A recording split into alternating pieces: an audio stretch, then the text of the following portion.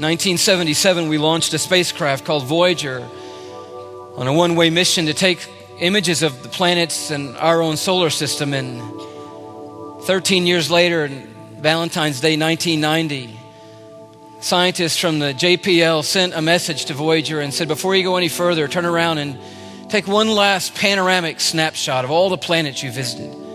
By now, Voyager is 3.7 billion miles away from the Earth. It's traveling 40,000 miles an hour away from the sun.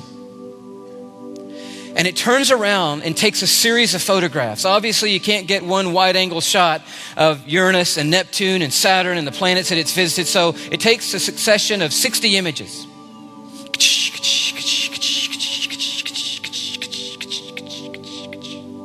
And it starts to send the images back to Earth. Each image, 640,000 pixels in every one of the 60 images. You say, what's a pixel? It's that little tiny dot that makes up a photograph. And 3.7 billion miles away, the pixels are taking 5.5 hours each to make it back to the Earth. 60 images, 640,000 pixels in each image, 5.5 hours for each pixel to make it back to the Earth. And you think you have dial-up problems at the house, okay? That is a massive dial-up problem. And it takes months for the image to come back. And when it does, it absolutely stuns astronomy. Very famous picture, floored me the first time I saw it. The image that came to us, once it was put in a composite form from 3.7 billion miles away, famous image called the pale blue dot. You're like, excuse me, did I miss something? We waited several months to get that back. Those are the ones I throw away at the Walmart. You know, you go through at the back and you're like, oh no, I had my thumb over the lens on that one. No good, no good. Can I get my money back on these? No.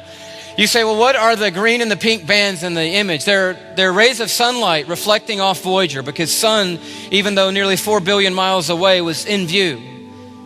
And it just so happened that suspended in one of the beams of sunlight was a tiny little speck. Do you see it?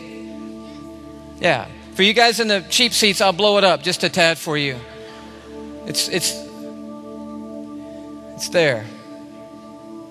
If you're still not with me, it's right there. I don't want anyone to miss it. And we can just go back to the big shot for a second.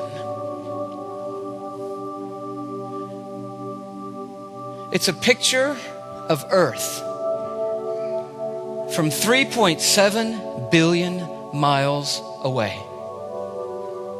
And it just so happened to be caught in a ray of light. And one famous astronomer of the day said of it, just remarking that everyone who's ever lived their lives lived them out on that tiny pale blue dot that he called a mote of dust suspended in a sunbeam. And I don't know about you, when I first saw it, a shrinking feeling came over me. And I knew in that moment that my life was a tiny little blip on the radar of history, a vapor, infinitesimal little life. You say, well, Louis, you're making me feel small. No, I'm not trying to make you feel small. I'm trying to help you see that you are small.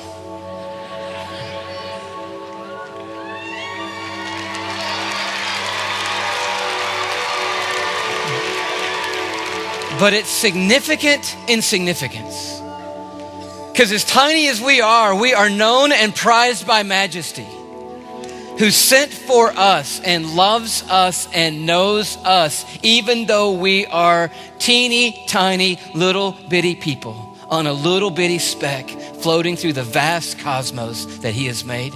Just like he could name every star as he called them into being and put them in their places. He could start in this building tonight all the way up in the top with you right there. And he could call you by your name. And he could move to you and call you by your name and you by your name. And the great creator of all the heavens and the earth could move through this auditorium and call every single person in this building by name tonight. He knows us and is aware of us and loves us and has come to invite us into a relationship with him that will never ever end.